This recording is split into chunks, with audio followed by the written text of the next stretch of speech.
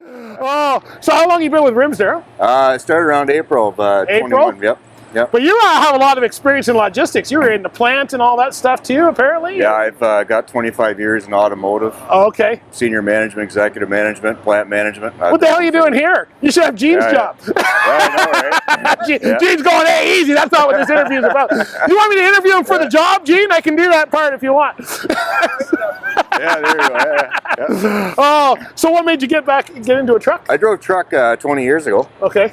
And I did it for a couple of years for an old company called Barry Trucking. Right. Okay. Yeah, I know Barry. Yeah. Unfortunately, they went. They changed the management and changed ownership, whatever. And when I got back into automotive and grew my career and had family, needed money, I had to keep the cash flow going, and made a career in automotive. Okay. It was great. Loved it. Stressful. Yeah. But I need to work for myself. Yeah. Right. So I remember trucking. Loved trucking. Right. Yeah. I remember the old days. Things have changed though. I know. I was part of the old days, not part of the new days anymore. So I know. The etiquette's all changed, right? Yeah. But you get used to it again, and it's about the open road, right? Yeah. And can you make money doing this? Because a lot of guys say you can't. You got to be smart. You got to be smart. Right. You can't just get out there and spend money like crazy and buy everything you want to buy and dress it up the way you want to dress it up. Yeah. It just takes time and patience, right? But you can absolutely make money at it, but you got to be very. You have to work. Right. It's like anything else. I mean, I've always had great work ethic, and I love work and love driving.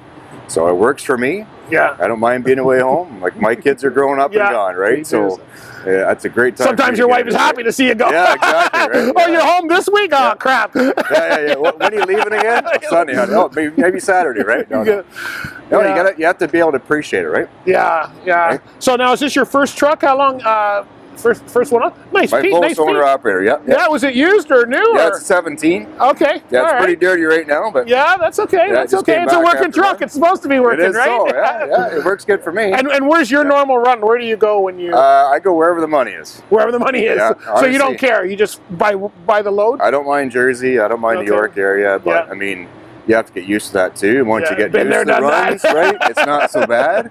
But every run has its challenges, right? Yeah. You know, and if you're an owner operator, you got to watch your costs, and it's fuel, it's hills, it's to tolls. Yeah. Right. All that stuff is a part of management. But that's why a lot of people don't run that way. Is because of Scranton, PA, and Jersey, and traffic and fuel. So then, what makes you go there making money? You're kind of against the whole grain here. Yeah. Well, actually, the pay is better. It's a little bit better that way, right?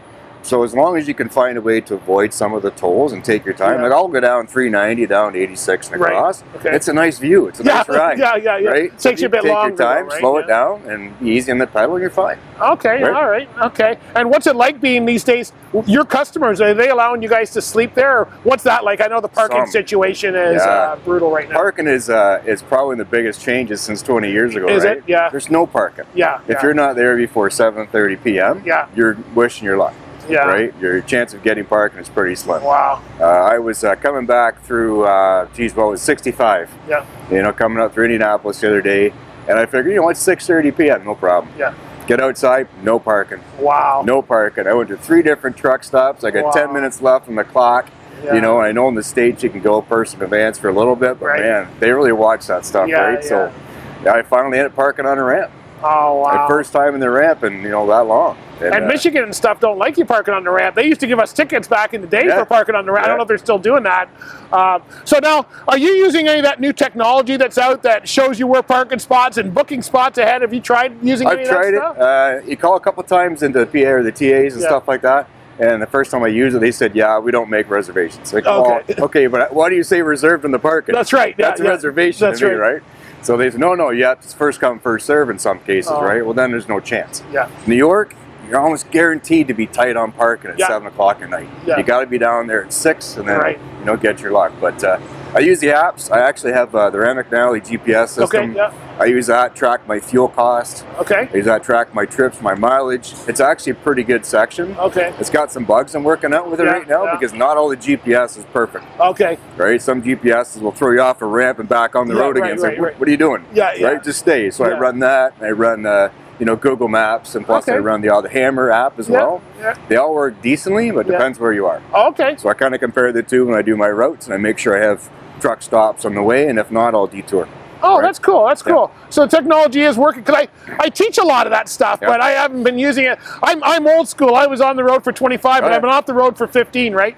So I'm not into the new technology and stuff, right? And I tell them, read a map. That's the best way. Go back to those days, right? Honestly, if I went back and read the map again, it would take too long. Right? Because nowadays it's click, click, click. Okay, blow it up, blow it up. Okay, I'm going to go this way. Yeah. Right? You can't flip pages anymore. There's no time. Traffic's too heavy. You can't do that anymore. Well, so you say you got technology work for you. It's good that you're making money and doing well. It's good to hear drivers doing good. Honestly, I enjoy it. Oh man, I wouldn't bring up the fact there's so much stuff to change in the road, but there is. There is, There's so much to change out there, and honestly, I blame a lot on the government. Yeah, right? Me too. They I blame them all the time. A lot of better training and enforcement back in the day, and things would be better. People have lost the etiquette. Right? Respecting the road is courtesy, very slim, all of that and that's stuff. really the dangerous part of it. Right? If I'm passing you on the right, you're in the wrong lane. Yep, absolutely. Right? I see the one guy, he's got like a lettering across his window. If you can see this, you're up Blake Lee. That's right. You're passing on the right-hand side. Well, well, listen, good luck with it. Thanks very much for talking with us. And thanks. Keep it shiny, keep it looking good, and you'll be all right. That's the plan this weekend. All right, thanks, buddy. Appreciate it. All right, cheers, man.